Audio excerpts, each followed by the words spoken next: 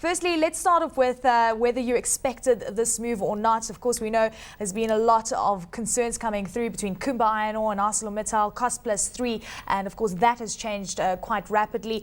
Did you expect this kind of move from government?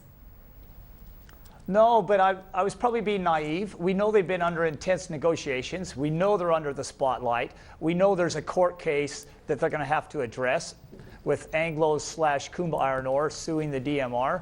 So I suppose we're all naive if we didn't expect there's going to be some kind of pretty radical announcement sometime. Yeah.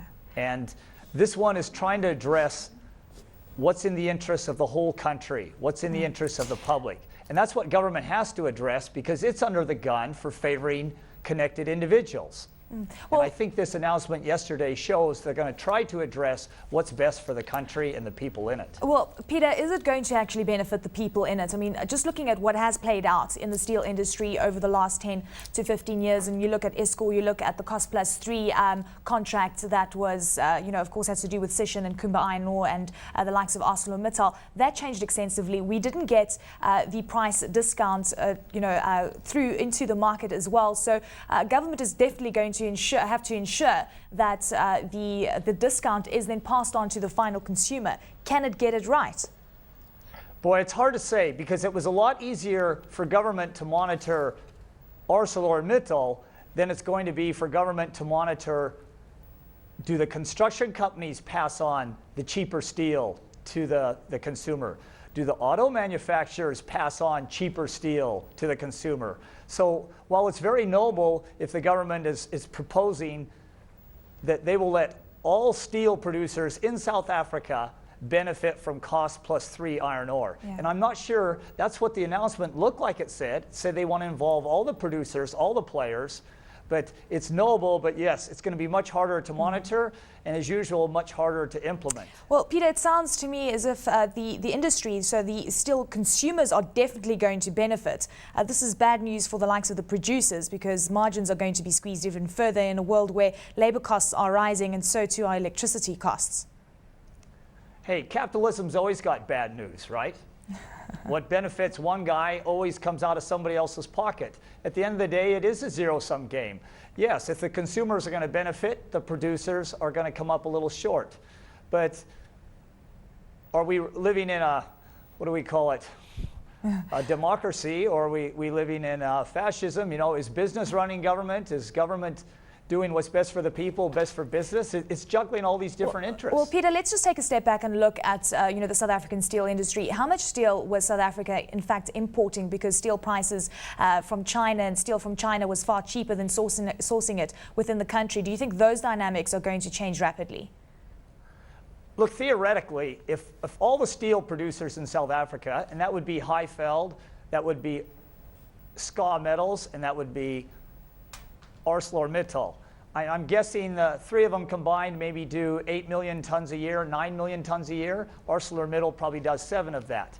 Now, theoretically, if all three of those get access to this iron ore at cost plus 3, there's no way anybody should be able to bring steel into this country at a lower price than what they can produce it for and at a margin. Well, Pete, just also going forward, I mean, what does it mean for ArcelorMittal at this point in time? Because there are, of course, legal issues that are still at play here between Kumba Iron Ore and ArcelorMittal. Margins are going to be squeezed quite extensively. And, of course, we heard that ArcelorMittal says if they don't get the cost plus 3 contract back, that means job losses and perhaps even closure of one of its mills.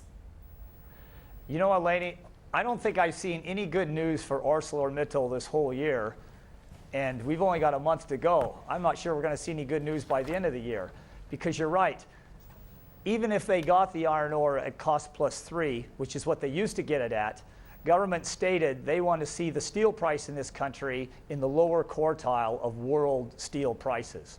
Now, if you're in the bottom quartile, you better be a pretty efficient producer, and you're still not going to have great margins. So if government can implement that, it's not exactly attractive for ArcelorMittal getting cost plus 3 iron ore, but they might not have a choice.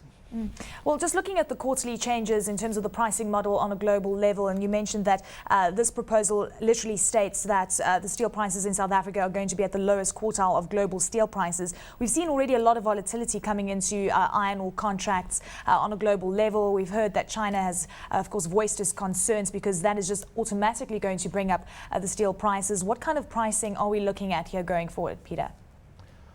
Look, I'm one of the people who thinks iron ore prices are way too high and they're going to come down. And I know the consensus of iron ore analysts, they think that iron ore prices are going to fall 30% next year, and I'll throw my hat in with them. And they think they're going to come down the year next, and they think the long-term price is going to go back to $65, and I think it's currently about $150. Now, if those iron ore prices fall, are the steel prices going to fall as well? Yes, but they will probably not fall as fast as the iron ore prices because they haven't gone up as fast. Steel today is selling at 35% less than 2 years ago, whereas iron ore prices are just about back to their high, I think. Peter, you mentioned that these producers are better work efficiently if they're going to be economically viable. Is it economically viable at this point in time to produce steel in South Africa? Yes, I think it is.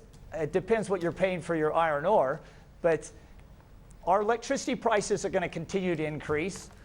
Transport is a big cost, but I think it is viable here. I can't believe we can't be in the lower half, but to be in the lower quartile, that could be tough. But just think of poor China. They have to import coal, they have to import iron ore, pay for the transport, and then they have to export it, pay for the transport. So I don't understand why we can't be near the lowest cost quartile producer. Peter, well, looking at the pricing model that will change extensively within South Africa, so in other words, it's for South African steel, won't these producers now perhaps focus on ensuring that they export even more steel so that they do become economically viable, or does China dominate that space?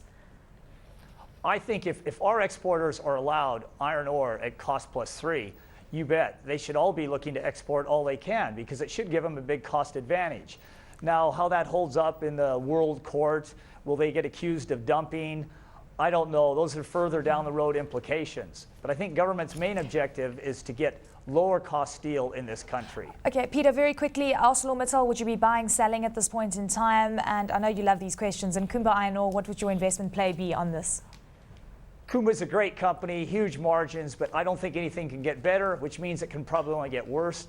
I think it's too high here. ArcelorMittal, there's still things that can get worse for them. It's not a great company. It doesn't have too many friends out there. I would avoid it.